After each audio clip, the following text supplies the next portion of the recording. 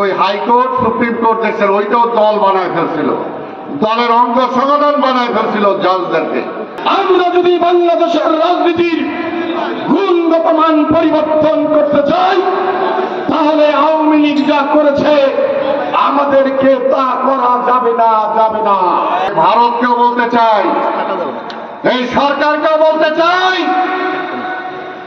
সীমান্ত অতিক্রম করে যখন আবার একটা কৃষক সীমান্তের কাঁটাতারের কাছাকাছি যায়, তাকে গুলি করে হত্যা করা হয়। আমার বোন ফেলারিকে হত্যা করে ওই তার কাঁটায় তাকে ঝুলিয়ে রাখা হয়।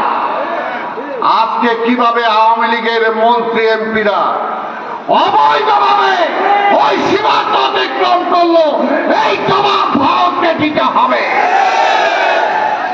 হাসিনার পাসপোর্ট নাই, হাসিনা বাংলাদেশের একটা কালপ্রিট, যে গণহত্যা করেছে সেটার আসামি।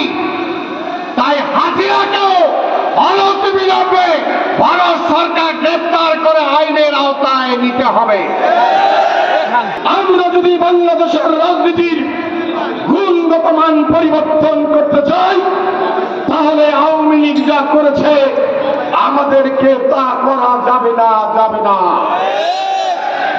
আওয়ামী লীগ সন্ত্রাস করেছে, আওয়ামী লীগ লুটপাট করেছে, আওয়ামী লীগ দুর্নীতি করেছে, আওয়ামী লীগ মানুষের ভোট অধিকার কেড়ে নিয়েছে, আওয়ামী লীগ মানুষের মৌলিক অধিকার কেড়ে নিয়েছে, মানুষের ঘর বাড়ি ব্যবসা প্রতিষ্ঠান খাল বিল নদী নালা দখল করেছে।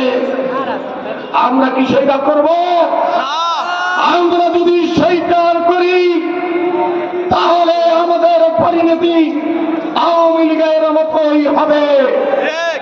তাই আমরা বলতে চাই, আমাদের নেতা দেশ নায়ক তারেক রহমান অনবরত বলে যাচ্ছে যে আমাদেরকে আগামী দিনের রাজনীতি বড়ই কঠিন।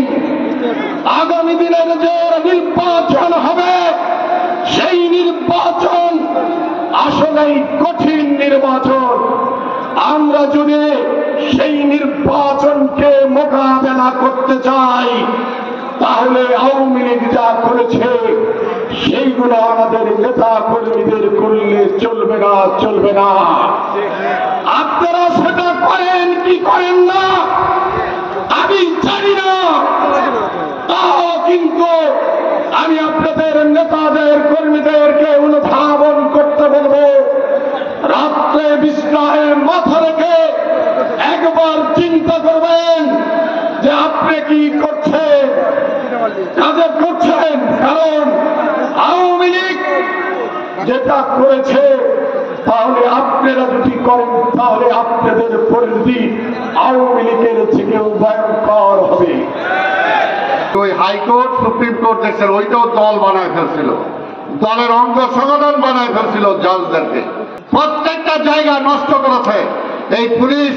যে পুলিশ জনগণের বন্ধু হবে, সেই পুলিশকে তারা দলের অনুগত একটা অঙ্গ সংগঠন বানাইছিল, যে কারণে পুলিশের উপরও জনগণ যেভাবে চড়া হয়েছিল, এখন পর্যন্ত পুলিশ মাজা সোজা করে দাঁড়াইতে পারে। যে অত্যাচার, যে নিপীড়ন নির্যাতন করছে, প্রকাশ্যে বলছে পুলিশের বড় ঢাকার কমিশনার বলছে এরা কি এই আওয়ামী লীগের ক্ষমতা আনে নাই, আমরা আনছি।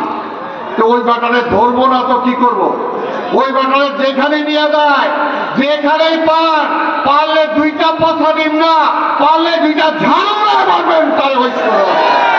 যদি নির্বাচন নিয়ে বেশি তাল বাহানা করে, তাহলে কিন্তু নির্বাচনটা আদায় করতে হবে। কি বলেন, পারবো আমরা? ইনশাল্লাহ পারবো। কারণ আমরা এই সরকারকে আমরা এনেছি, আমরা বলি এই সরকারকে আমরা চাই যে সফল হোক। কিন্তু আমরা দেখছি এর আগে 111 আইসা কিভাবে কেয়ারটেকার বাতিল করছে, লোকই বৈঠা দিয়া মানুষ মাইরা, কিভাবে সেই সময় আওয়ামী লীগ কিভাবে সেই কেয়ারটেকার সিস্টেমকে তারা শেষ করে দিছে। কাজে আজকেও কিন্তু ষড়যন্ত্র অনেকে করতেছেন, কইরেন না, ষড়যন্ত্র করেন না। আর বিএনপির বিরুদ্ধে বললেও লাভ নাই। বিএনপি জনগণের সাথে আছে, ইনশাল্লাহ জনগণের পক্ষেই থাকবে। জনগণের গণতন্ত্র যে পর্যন্ত মুক্তি না আসবে, জনগণের ভোটের অধিকার যে পর্যন্ত ফেরত না পাবে, সেই পর্যন্ত বিএনপি মাঠে আছে, মাঠে থাকবে। আজকে শেখ হাসিনা তো স্মরণ করে বলেছিলেন এই বাংলাদেশ থেকে তিনি যাবেন না, কারণ এই বাংলাদেশ তার বাবার বাংলাদেশ। এই 16 ডিসেম্বর যেটা আসবে সেই বাংলাদেশ তার বাবা তৈরি করে দিয়েছে।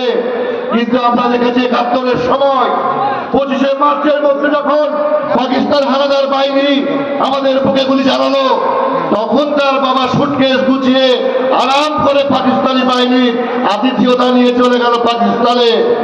তখন একজন মানুষ তিনি ঘোষণা করেছিলেন আজ থেকে বাংলাদেশ স্বাধীন। সেই দিশার প্রেরণা দিয়েছিলেন আমাদের প্রাণ প্রিয় নেতা জিয়াউর রহমান। বন্ধুরা আমার,